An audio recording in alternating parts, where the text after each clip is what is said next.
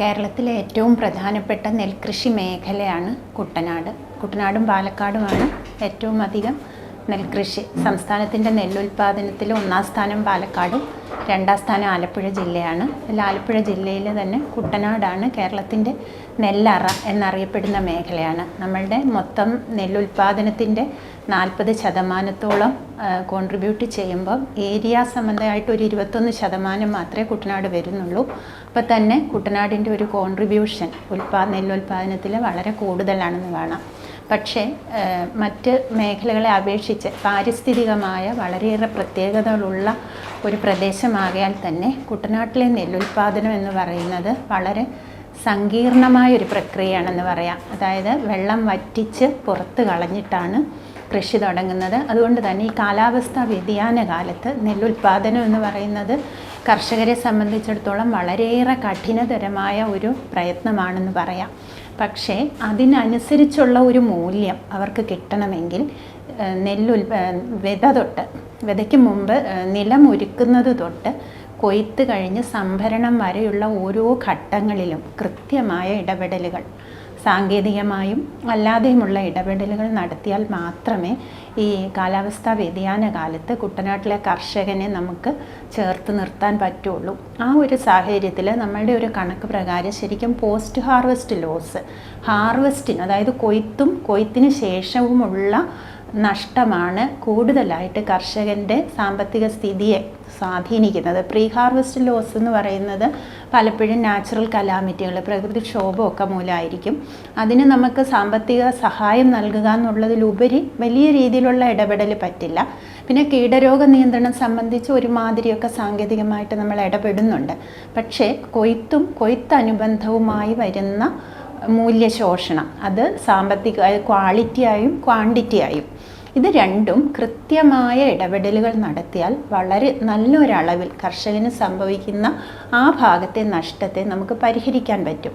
പക്ഷേ ഇതിനുള്ള ഏറ്റവും വലിയ പ്രശ്നം ഒന്ന് മാൻ പവറിൻ്റെ ഒരു പ്രശ്നമാണ്. രണ്ട്, അത്രയും സാങ്കേതികതയുള്ള ഉദ്യോഗസ്ഥരുടെ ഒരു അഭാവം, അത് പറയും ടെക്നോളജിയുടെ മാൻ പവറിൻ്റെ ഒരു അഭാവമായിരുന്നു കുറച്ച് നാളുകളായിട്ട് ഈ ഒരു രംഗത്ത് നമ്മൾ അനുഭവിക്കുന്നത്. അതുകൊണ്ട് തന്നെ കർഷകർ വലിയ രീതിയിലുള്ള ഒരു ചൂഷണത്തിന് വിധേയരാകുന്നുണ്ട് എന്ന് തന്നെ പറയാമായിരുന്നു. അതായത് കൊയ്ത്ത് യന്ത്രങ്ങളുടെ ഉപയോഗക്ഷമത, അതിൻ്റെ വർക്കിംഗ് എഫിഷ്യൻസി പലപ്പോഴും കുറവായിരിക്കും. പഴകിയ യന്ത്രങ്ങളായിരിക്കും, അതിൻ്റെ ഔട്ട് ടേൺ വളരെ കുറവായിരിക്കും.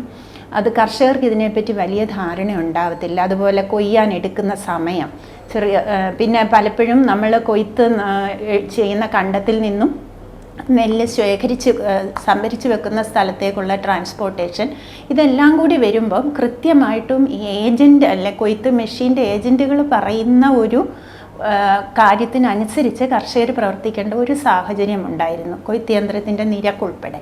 അപ്പോൾ ആ ഒരു കേസിൽ കാര്യക്ഷമമായി ഇടപെടുക എന്ന ഒരു ലക്ഷ്യത്തിലാണ് നമ്മളുടെ തൃശ്ശൂർ ആസ്ഥാനമായി പ്രവർത്തിക്കുന്ന KSMAM അതിൻ്റെ ഒരു ഫലമായിട്ട് എനിക്ക് തോന്നുന്നു കഴിഞ്ഞ വർഷം തൊട്ട് വളരെ കാര്യക്ഷമമായിട്ട് ഈ മേഖലയിൽ അവരിടപെടുന്നുണ്ട്. അതിൻ്റെ ഫലമായി ഒന്നാമത്തെ പ്രശ്നം എന്ന് പറഞ്ഞാൽ ഈ ഒരു അവയർനെസ്, ഇങ്ങനെ ഒരു ഇടപെടലുണ്ട് എന്ന ഒരു ബോധ്യം കർഷകരിലേക്കാൾ ഉപരി ഇതിൽ പ്രവർത്തിക്കുന്നവർക്ക് വന്നിട്ടുണ്ട്.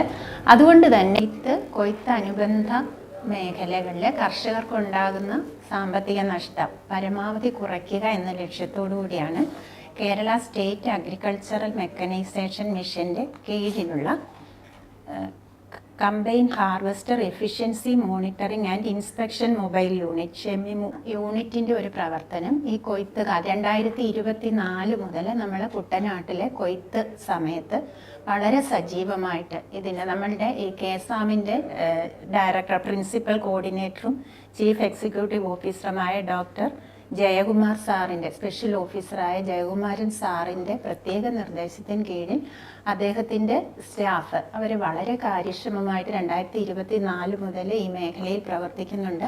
അപ്പോൾ ഈ വർഷമായപ്പോൾ നമുക്ക് കുറച്ചുകൂടെ കർഷകർക്ക് ഇതിൻ്റെ പ്രവർത്തനത്തെ പറ്റി, അവരുടെ പ്രവർത്തനം എന്ന് പറഞ്ഞാൽ വളരെ ശ്ലാഘനീയമാണ്. കാരണം ഒരിക്കലും മറ്റു ഒരു ഉദ്യോഗസ്ഥർക്ക്, കൃഷി വകുപ്പിലെ സാങ്കേതിക ഉദ്യോഗസ്ഥർക്ക് അത്രമേലിൽ ഈ ഒരു രംഗത്ത് ഇടപെടാൻ പരിമിതികളുള്ളപ്പോൾ വളരെ കൃത്യമായിട്ട് ഹാർവസ്റ്റ് ഷെഡ്യൂൾ അനുസരിച്ച് ഓരോ പാടശേഖരങ്ങളിലും പോവുകയും അവിടെ ഇറങ്ങുന്ന കൊയ്ത്ത് യന്ത്രങ്ങളുടെ കാര്യക്ഷമത പരിശോധിക്കുകയും അതിൻ്റെ പ്രവർത്തനം, ഇതിൻ്റെ ഓരോ ഭാഗത്തും എവിടെയൊക്കെയാണ് മൂല്യനഷ്ടം വരിക എന്നുള്ള കാര്യങ്ങൾ വളരെ കൃത്യമായിട്ട് കർഷകർക്ക് പറഞ്ഞു കൊടുക്കുകയും അങ്ങനെ കർഷകരിൽ ഒരു അവബോധം ഉണ്ടാക്കാനും. അപ്പോൾ ഈ ഒരു പ്രവർത്തനം വളരെ കാര്യക്ഷമമായി നടക്കുമ്പോൾ അതുകൊണ്ട് തന്നെ ഈ രംഗത്തുള്ള ഒരു ചൂഷണം നല്ലൊരളവിൽ കുറഞ്ഞിട്ടുണ്ട്.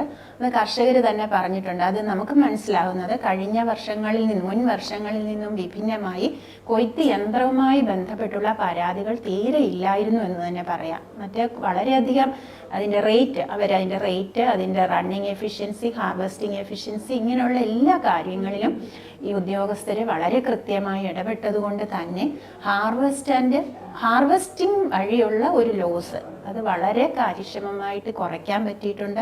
കർഷകരിൽ നല്ല രീതിയിലുള്ള ഒരു അവബോധം ഉണ്ടാക്കാൻ സാധിച്ചിട്ടുണ്ട്. ഈ ഒരു പ്രവർത്തനം തുടർന്നുള്ള സീസണുകളിലും വരികയാണെങ്കിൽ എനിക്ക് തോന്നുന്നു കുറച്ച് നാളുകൾ കൊണ്ട് നമ്മൾ കർഷകരെ നല്ല രീതിയിൽ എക്വിപ്പ് ചെയ്യാൻ പറ്റുകയും അങ്ങനെ പുറമേ നിന്ന് വരുന്ന ആൾക്കാരുടെ ഒരു ചൂഷണത്തിൽ നിന്നും സ്വയം രക്ഷപ്പെടുന്ന ഒരു രീതിയിൽ നമുക്ക് അവരെ സജ്ജരാക്കാനും സാധിക്കും. ഈ ഒരു പ്രവർത്തനത്തിൽ വളരെ അക്ഷീണം, എനിക്ക് തോന്നുന്നു അതിരാവിലെ മുതൽ രാത്രി വരെയാണ് ഈ കൊയ്ത്ത് നീളുന്നത്. അതുപോലെ കുട്ടനാടിൻ്റെ ദൂരപ്രദേശങ്ങളിലൊക്കെ എത്തിച്ചേരാനൊക്കെ വളരെ ബുദ്ധിമുട്ടുണ്ട്. ഭക്ഷണമൊക്കെ ലഭിക്കാൻ പോലും വളരെ ബുദ്ധിമുട്ടാണ്. അങ്ങനെയുള്ള ഒരു സാഹചര്യത്തിൽ വളരെ നിസ്വാർത്ഥമായും കാര്യക്ഷമമായും പ്രവർത്തിച്ച ഈ ഉദ്യോഗസ്ഥരെയും അതിന് സാങ്കേതികമായും എല്ലാം അഡ്മിനിസ്ട്രേറ്റീവുമായും ഒക്കെ നേതൃത്വം നൽകുന്ന ജയകുമാർ സാറിനെയും വളരെ ഹാർദമായി അഭിനന്ദിക്കുന്നു. കൂടാതെ ഇനിയുള്ള എനിക്ക് തോന്നുന്നു കുട്ടനാട്ടിലെ ഇപ്പം 2 സീസൺ കൃഷി നടക്കുന്നത് കൊണ്ടും എനിക്ക് തോന്നുന്നു വർഷം തോറും കൃഷി എന്നുള്ള വർഷം മുഴുവനും കൃഷി വരുന്ന ഒരു സമയമാണ്.